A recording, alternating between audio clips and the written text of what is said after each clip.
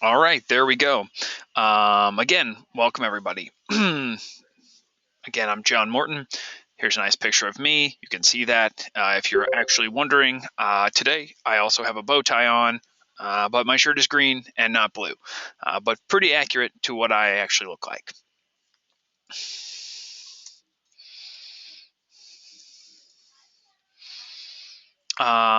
And here we are. Give me just a moment. Let me get my slides to rotate. That's not what I wanted. I apologize. I'm having just a touch of technical difficulties.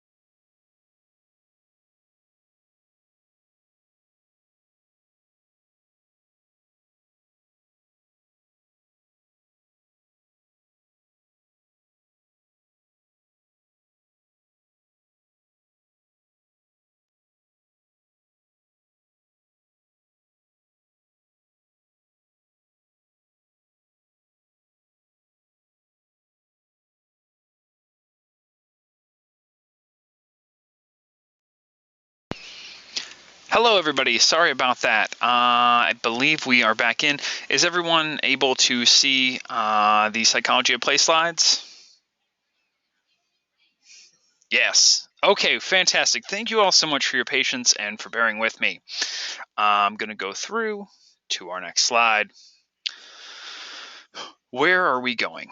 In this hour, you're going to receive an intro into what's in store for the month. We're going to discuss why we're here, what our play history has been like as as we were children, what it's like now. We're going to talk about the definition of play, learn about some of the qualities of play, and why these terms are important for this week specifically, and also for the rest of the month.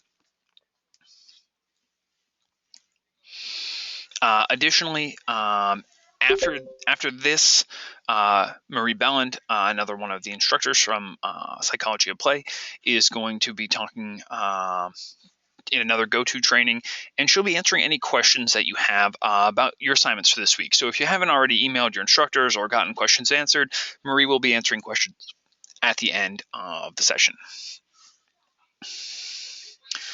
So a little bit about the course. Here's what it should look like.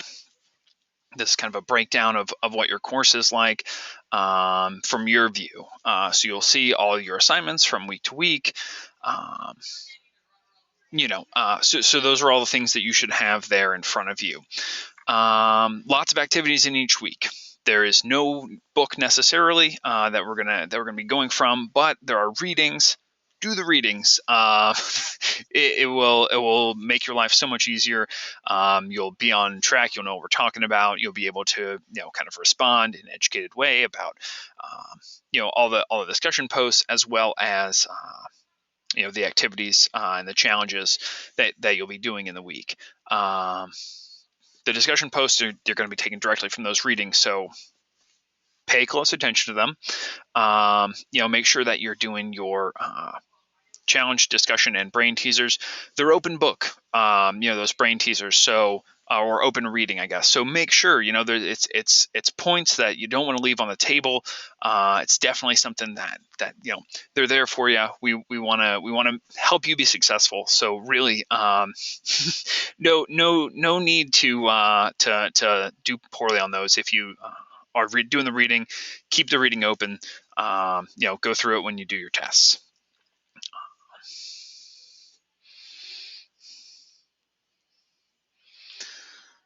check your messages daily. That's another thing. It's going to be, this symbol right here, the messages.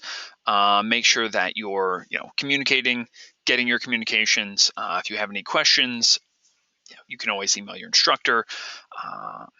But yeah, definitely you want to make sure that you're checking your messages, announcements, anything like that, just so that way, you don't come in after days and days and say, oh, I didn't realize these things were happening. So definitely, once a day, twice a day, maybe once in the morning, once in the evening, whenever you have breaks in the day, just go on, check, make sure you haven't missed any announcements or messages. And that's probably one of your one of the best things that'll help you be successful is being proactive about those things, checking, being aware. Just make sure you're staying on track with all those things. Enough about the business. We're here to talk about play. Now that you have an idea of what's going on, we want to talk a little bit about how your ideas, what you saw or what you thought when you saw this class. You said psychology of play. What is this? And feel free to respond in the chat box. If you saw something you thought, what's this about? I didn't come here for play or for psychology, and yet here I am in a class called Psychology of Play. Anyone have? Oh, okay. Andrew came for play. That's good. I'm glad to hear it. So did Joshua. Excellent. And that's cool. That's good to hear. I know a lot of our students are here. I want to make a living. I don't know what the rest of those words are. All right. What makes us play? Okay. Yeah. There's definitely a lot of things going on there. Again, I've always enjoyed play. I've really enjoyed psychology as well. My background is actually in social work, which is pretty close and similar to psychology. There's a lot of crossover educationally from those two things. But I've really liked to kind of see how my play and the play of others kind of how that plays into daily life and how we can bring play into life. For me, as an adult, the typical play situations, recess, things like that, aren't really they're not scheduled anymore. So as an adult, it's really time to think about how do I be an adult? How do I adult appropriately? But at the same time, have fun in my life. Enjoy what I'm doing, and what play in the real world. Kind of see what that's like.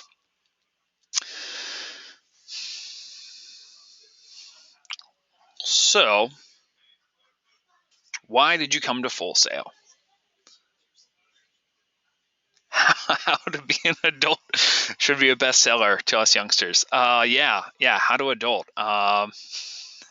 Say us youngsters. I don't know that I'm that much further ahead of you. I feel much closer to this group of people. I'm young at heart, if nothing else. But what brought everyone to Full Sail? What did everyone want to do? Feel free to jump in the discussion box.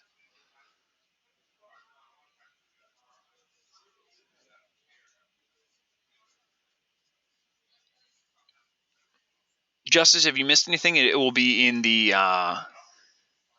archive later on today.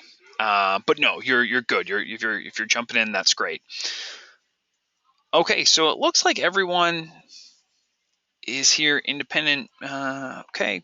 Sorry, I can't read as fast as everyone can type.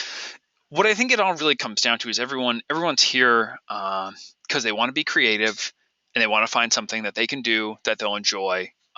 Long term. What's going to make you happy long term? It's going to provide opportunities to be creative in the workplace, to have fun, to get out there, and really to step it up, to bring your creative talents into the workplace, and move forward with that.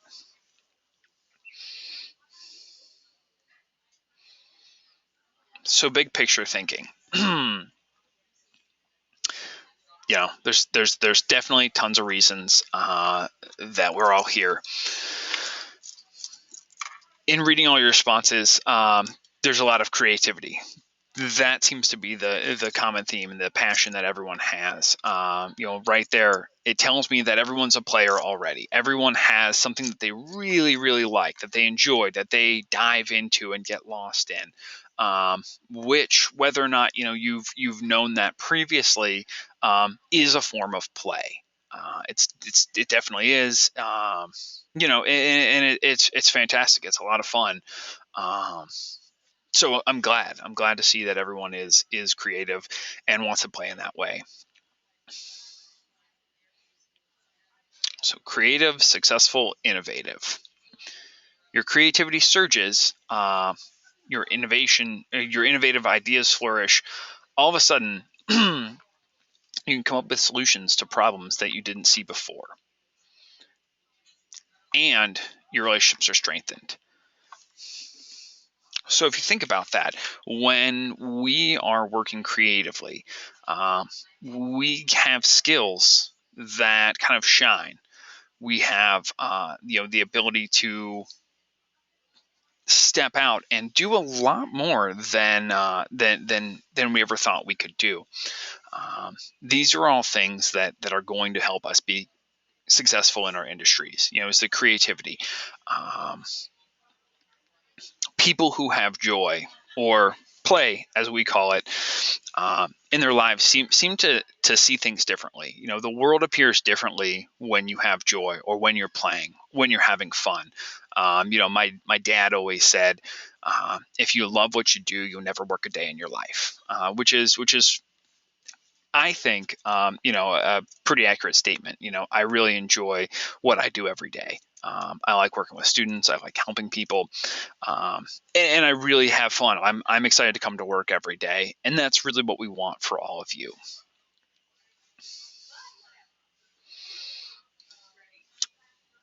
On to our next slide.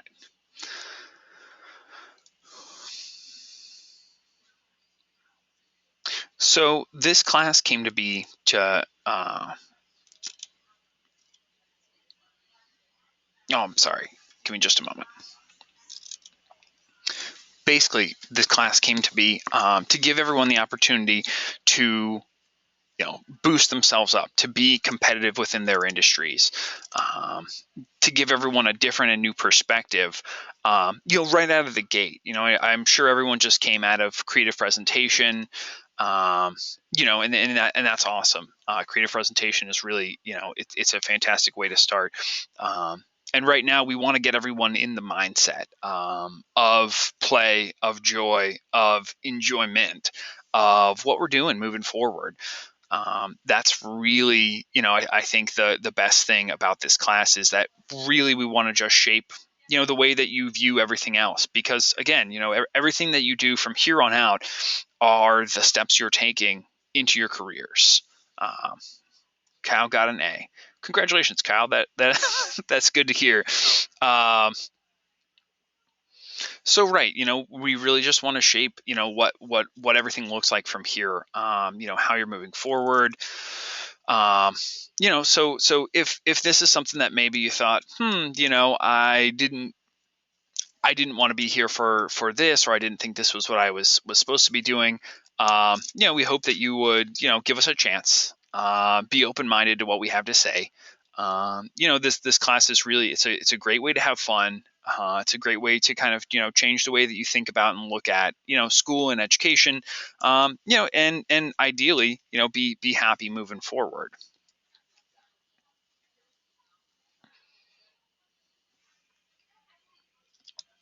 So with that said, Stuart Brown, who's the founder of the National Institute for Play, is also the author of the book How Play Shapes the Brain, Opens the Imagination, and Invigorates the Soul.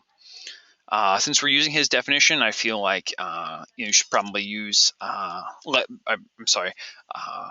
You should be introduced and listen to him speak for a few minutes.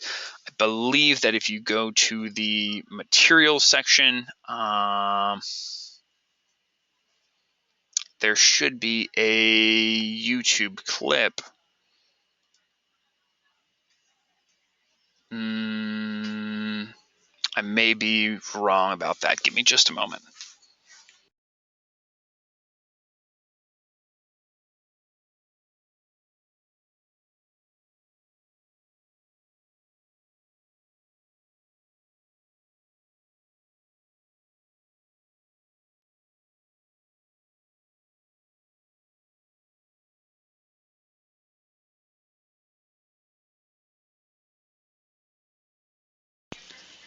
Hey everybody, it is not in the material section, I apologize, but in here I just posted the YouTube clip. So if you can go to there, sorry, I posted in the chat box. It's a YouTube link.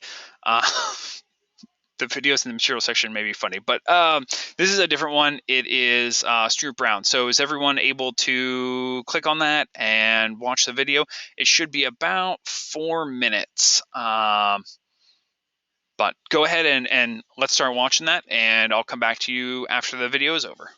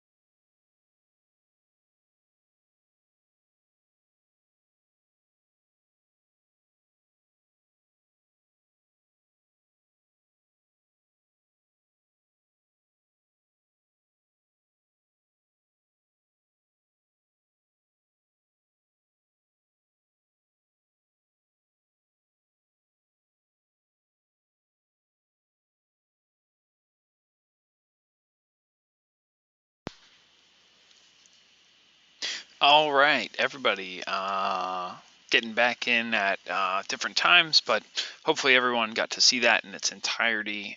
Feel free to kind of finish up watching it if you've got that going on, or you can always come back to it later on. That link is in the discussion. You can also look up Stuart Brown and kind of go and 1 minute left. Okay. Jonathan, you didn't get to see any of it. I'm sorry about that. It's a fun video. If you get some time later on, I would definitely recommend watching it. But here we are again. We're talking about defining play. And just remember, again, this is all what somebody else, thinks about play. Stuart Brown, he's got lots of research to back up his ideas. But it's that's his definitions. So keep that in mind when we're going through this information. Be thinking, what can I take away from this, and how can this benefit my life?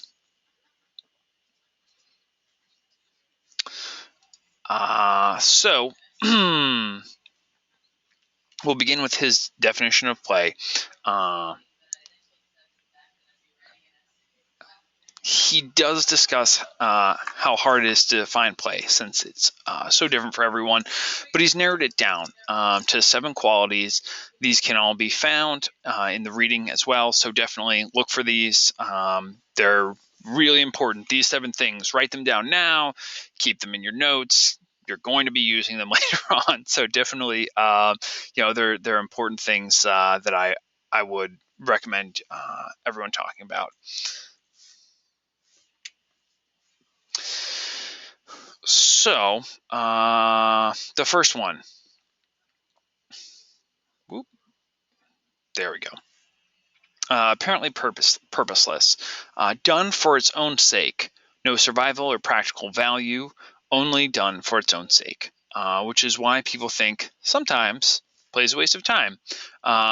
Is anyone out there, have any guilty pleasures? Anything that video games? Okay, yeah. No, video games. You screamed it from the rooftops, all caps. I read it. Anybody chocolate? Okay. I don't know if chocolate is quite play, but I can appreciate. Does anyone have any play related? Things that they do that's just anything. Playing with a dog. Okay, video games, opera, interesting. Motorcycling, aquatica. All right. Watching anime, dog time. Aquatica is fun. All right. Playing with kids, going to the gym. Okay. Well, cool. Yeah, I think everyone has, something that they maybe do that they really enjoy a lot, that they maybe, it doesn't necessarily serve a direct purpose. I myself have a tendency to play some video games now and then. That's that for me. It nothing really comes of it, but I really enjoy it. So that's definitely probably what I would say is my guilty pleasure that I go to every now and then. Play a little Madden on on my PlayStation. So the second one, voluntary, exactly what it said. It's not mandated. You don't have to do it, but you want to. That's definitely one of the things, with play. No one made you go out to play at recess when you were a kid, but I loved recess. It was one of my favorite times. And I was always, the first one lined up to get out the door. The next one we're going to talk about is inherent attraction. It's fun. It makes you feel good. It's exciting. It's a cure to boredom. The same guilty pleasures that we talked about, they keep bringing you back for more. I can't tell you how many times I, play a level of a game, and I'm like, it's hard sometimes to turn it off and to not go jump into the next one. There we go. Making YouTube videos is something that Nicholas has found to be extremely fun, and it is. It's we have a lot of we keep getting drawn back into it, and that's definitely one of the key components of play. Freedom from time. That's going to be one of the ones that it's when we get lost in play. We engage, and we just lose all track of time. It's funny that over the weekend I was doing some work in my garden. Um, and I was talking with my wife, and I said, I have to go do some things out in the garden, and she said, okay, and she came out, and she said, oh, how much longer are you going to be? And I said, oh, maybe 30 minutes or so. And she said, you've already been out here for an hour. And it felt like maybe 15 or 20 minutes had passed. But I lost all track of time. Because I was doing what I love. Yeah, there you go. You played Bejeweled or Solitaire. Whatever it is that we're doing. Um, yeah, you can lose 6 hours in the studio. You don't. Yeah, you don't realize you're hungry. Things like that. Um, it's when you can really lose track of time. I mean, it's good and it's bad. It's fun because it's you're so engaged at that point. Uh, but if you have other responsibilities, it can definitely be one of those things where you say, "Oops!" at the end of it. Um, On to the next one. Diminished consciousness of self. So what that is, it's embodied by that phrase, "dance like nobody's watching." Um, a lot of times we're worried about whether we look good or weird or awkward. We're worried that we that doesn't sound healthy. Um, we all we have ideas. We want to look a certain way. We want to put on a certain face to the world, to our friends. So that's definitely one of those things. When we really play. And we get lost in it, we kind of stop worrying about what everyone thinks about it. It's not really a concern of ours. We experience the concept of flow, which is one of the things we'll actually be talking about next week. But we really get so immersed um, that it's just fantastic. On to the next, the improvisational potential. We're open to chance and not locked into any rigid way of doing things. No schedule, no order necessarily. We can include unrelated elements into our play. And since we're doing things, out of our normal activities, we're open to new behaviors, thoughts, strategies, movements, or ways of being. We see things in a different way, and we have fresh insight. Just a big thing. Improv is one of those things that when we Apple's phrase, think differently. When we're locked into our daily routine and it's rigid and we just do the same thing over and over again, it kind of sometimes stifles creation. So opening the door to that improvisational nature, letting us kind of step out of our normal bounds and start moving and thinking a little bit differently. It can be pretty freeing, and it allows us an opportunity to really to do a lot of stuff. Yeah, Robin Williams definitely was a master of improv. So much creativity that when we don't necessarily access it when we have a schedule or we have a plan. Um, but yeah, no, it's fantastic. To our next one. Continuation desire. We desire to keep doing it, and the pleasure of the experience drives the desire. So we have fun, and we want to do more. We just keep looking for ways to have more play. Again, I'll go back to recess. I never wanted to go in at the end of recess. There was never a time when the school bell rang and I said, "Great, I get to go back to class." I was always playing with my friends. I miss recess too.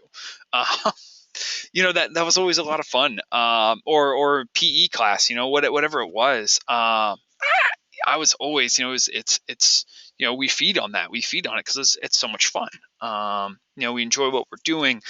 We really experience a sense of freedom. Question on here: what is the difference between this and inherent attraction?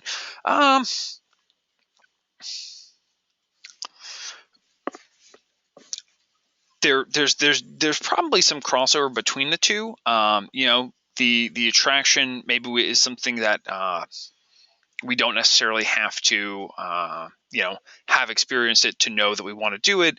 Continuation desire, we're doing it and we want to keep going. I think it's more just frames of mind that we're coming from on that. One of them is while we're in play, we experience continuation desire, but beforehand we have the inherent desire to move forward. Again, it's probably something that I can't explain quite as well as in the reading, but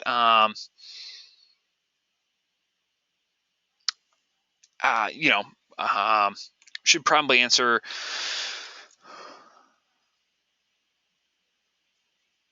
Oh, you know what? I'm sorry. I'll come back and get some questions a little bit later on.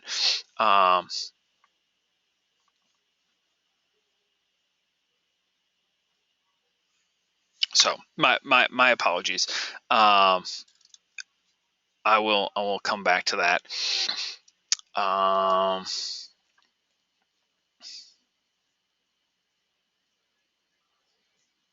So we don't want to confuse these with play personalities.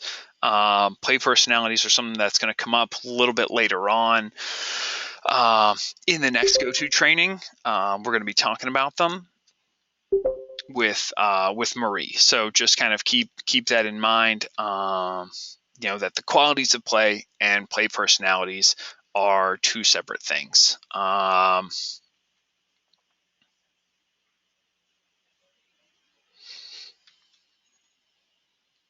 But yeah, it'll come up in the second half as Marie just mentioned. So you'll definitely want to stick around for those.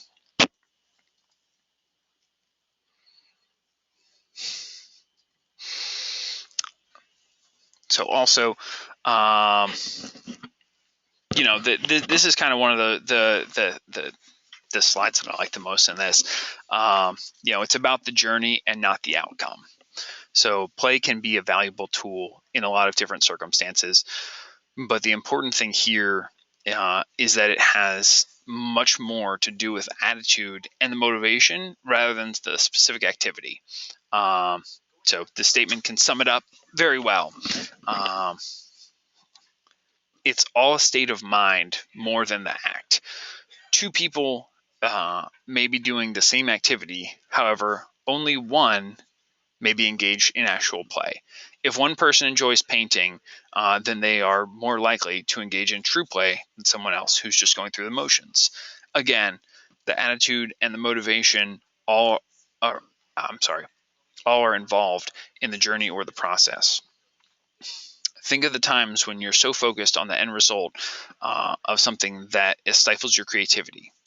Stuart Brown argues that if you focus more on enjoying the process or the journey than the quality and end result or outcome, then a quality and outcome will be the result. So kind of what that means is it's about the process. It's about the process of doing something rather than what we get at the end. I've had a lot of things in my life. I'm sure that anyone ever been on a road trip before, and we want to get where we're going, but there's a lot of things that happen in the middle that are really a lot of fun. Has anyone had an experience like that? And feel free to jump in if you want. I'm happy to read out of the text box. Or if anyone wants to raise their hand, I can unmute you. You can tell a quick story about times where maybe, the experience of doing something was more fun than the actual outcome.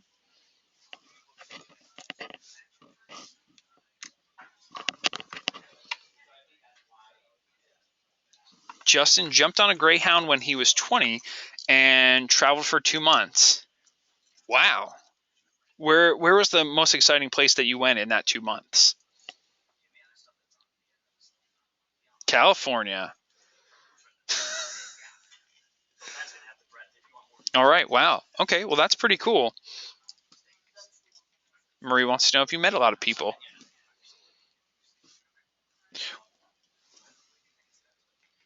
Okay, you're from Connecticut, so it was pretty different. Ton of people.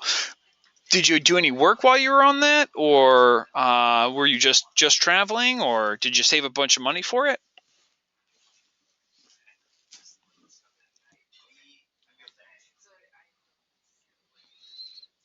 Bumming around.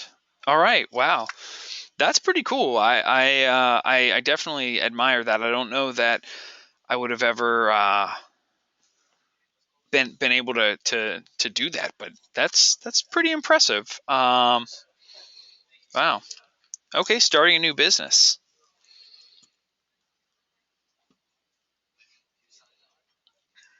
Joshua Packard. We have a lot of Joshuas in here, and Justice and J names. J's everywhere. Uh, Joshua, you packed up and moved to Las Vegas. Marie had a friend who traveled around the country in a van. Nice. Joining the army. All right. How was that? Are you still in the army?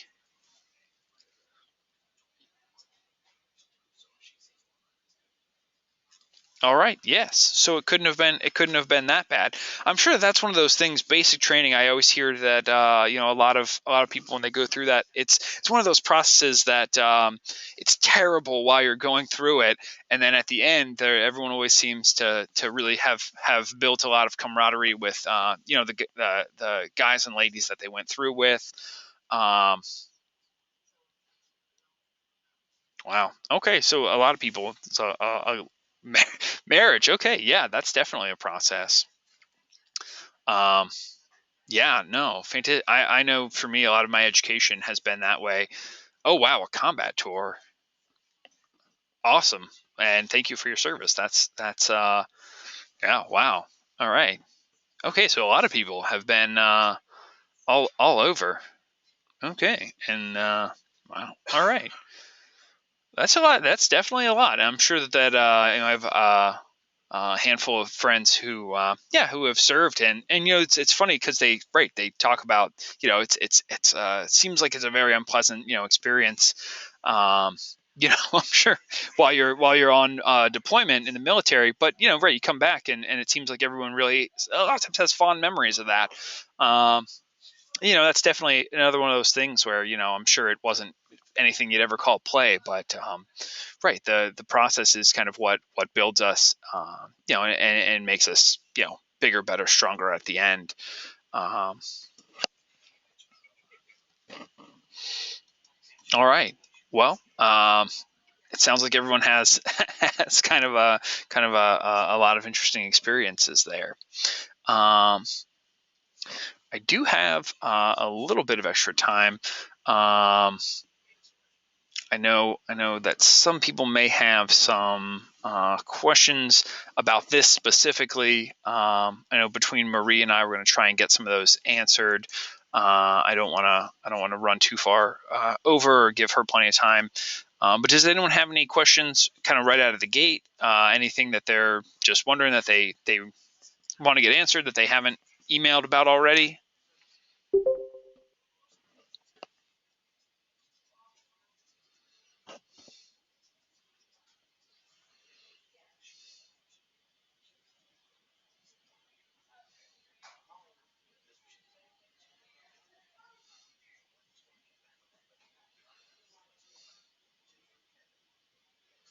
Marie is asking if anyone has questions about the assignments. Justice does have a question. All right, what is it? Oh, hang on. Let's see if we can unmute you. Justice, you're unmuted. Do you have a question? Yeah, I do. I was wondering, a question about play, obviously. Um, is there a difference between doing something with the intention to learn, or is that completely different from playing, but then you're learning without knowing it? Like,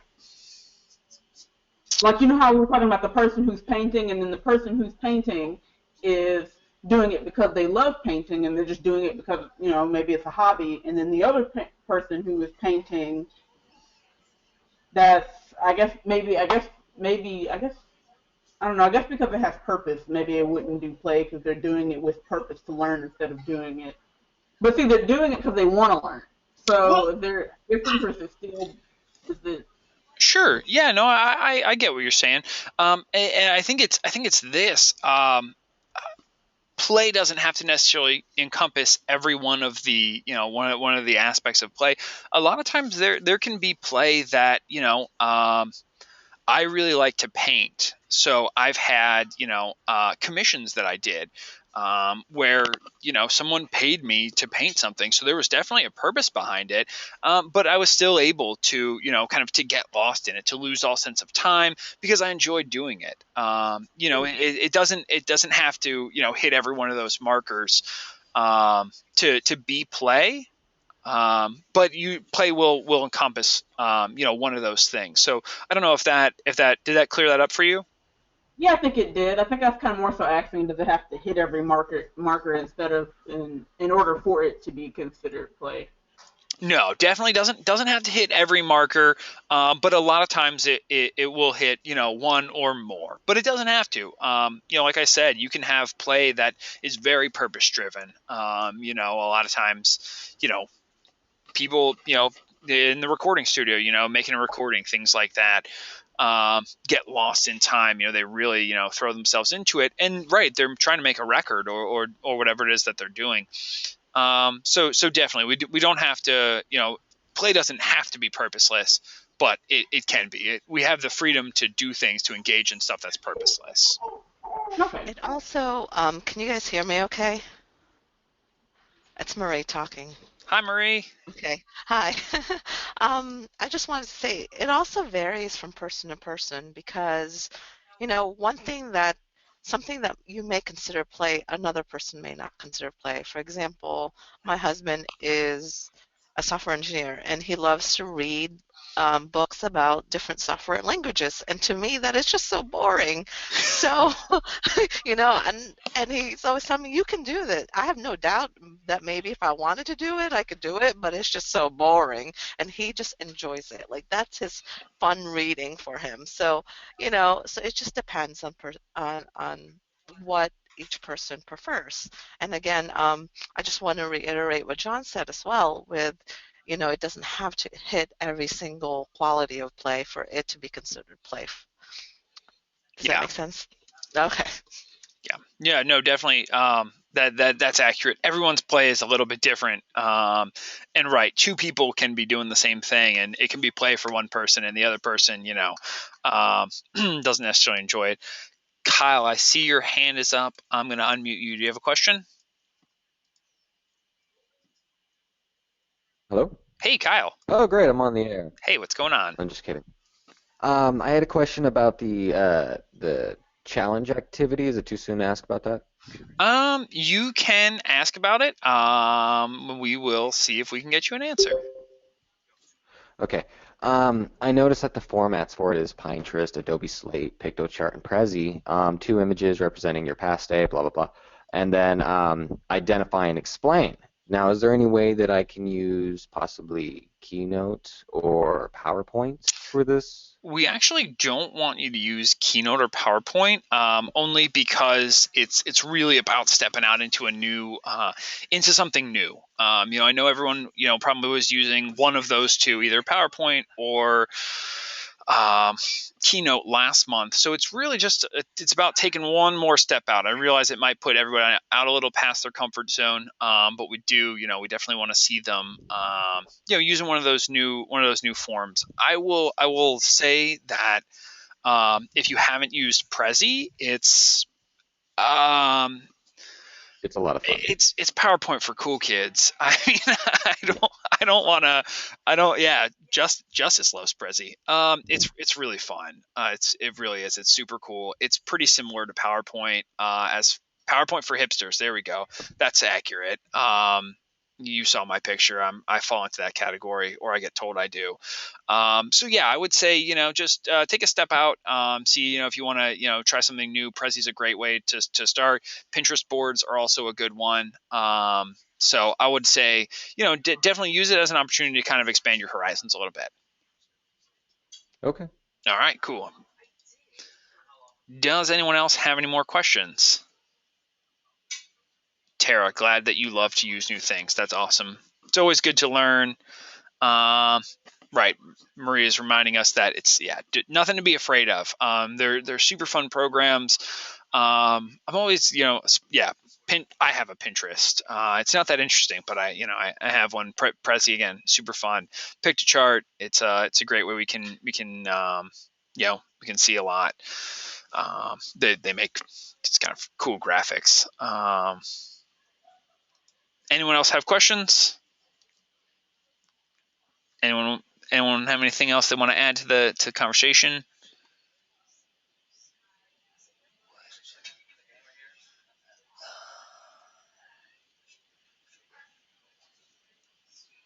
Oh yeah, yes. Maria is saying Keynote is like PowerPoint. They're pretty similar. But does anyone have questions related to the assignment or to today's presentation?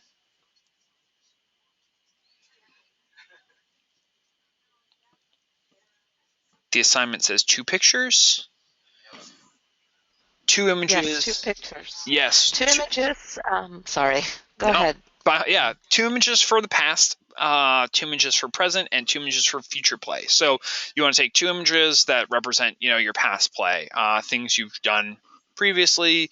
Can you use more than 2? You know what? Yeah, hats off to you. If you want to do more than 2, by all means, please, kind of, you can give us a rundown of, I'm sure everyone has a lot more, past play, or maybe people have a lot more ideas about future play. But yeah, please.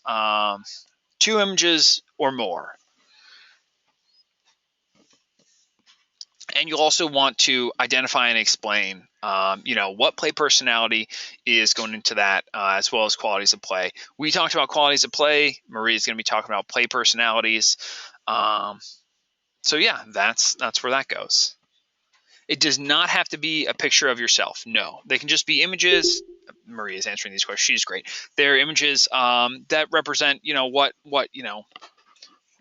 what past play, present play, or future play was. So, for me, if I have childhood pictures and I want to use those, that's fun and hilarious sometimes. But no, feel free to just take images of what play was like for you when you were younger.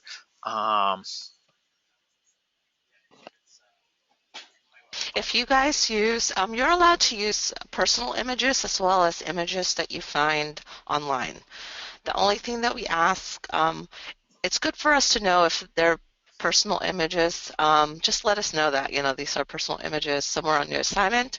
If you use images from online, make sure that you also cite it. It's just good for you to practice that because a lot of your future classes and a lot of your future assignments will ask you to cite your sources. So start practicing that in these assignments.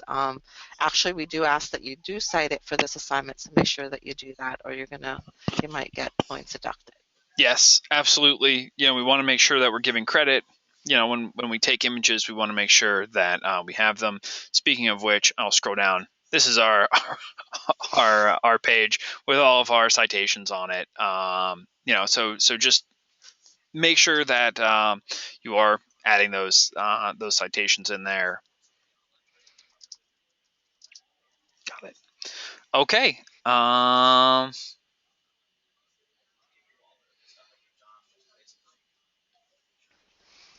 As far as clicking, completed for your assignments, for discussions 1 and 2, you can click that once you've listened to them both, And complete. and completed them. Yep. Yes, Derek, you have a quick question?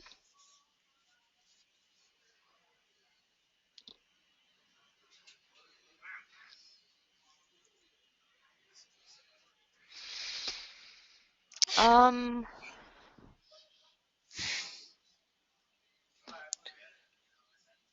don't know honestly, I don't know what the difference is. It's just good practice to go ahead and reference it.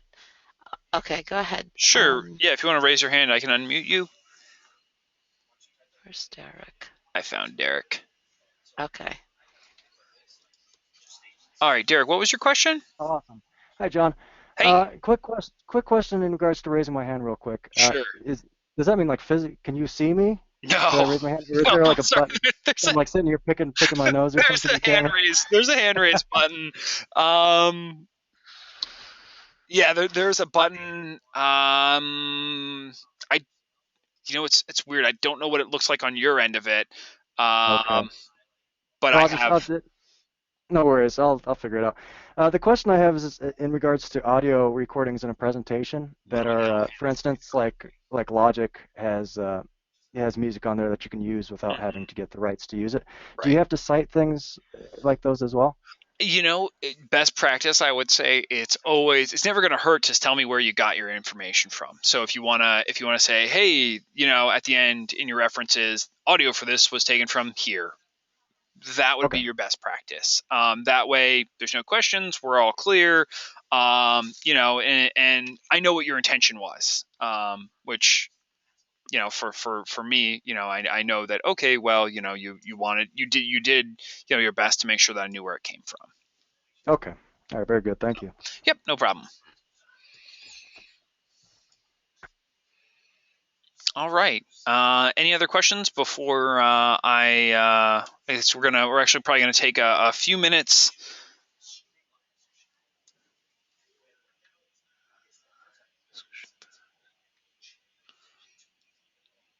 Thank you for your help answering some of the other students' questions, you guys. Yes. And Joshua, is that question or an answer? 1.7. It's about discussion post and okay, answer. There we go. Alrighty. Well, we are going to take about 5 minutes. Well, we'll give you till 3 o'clock on the dot. So about 7 minutes. Grab a drink, use the restroom, whatever you need to do, and we'll be back then. Right, see you guys back at 3. Yes, Oh it's yes, I'm sorry. 7 minutes from now, sorry. it's 2:53 Eastern time. It All right. occurs to me, I apologize, that everyone is in a different place and you don't all live in Eastern Standard Time. 7 minutes. So on the next hour that we hit, we're all that hours are the same everywhere. So we'll see you all in a bit.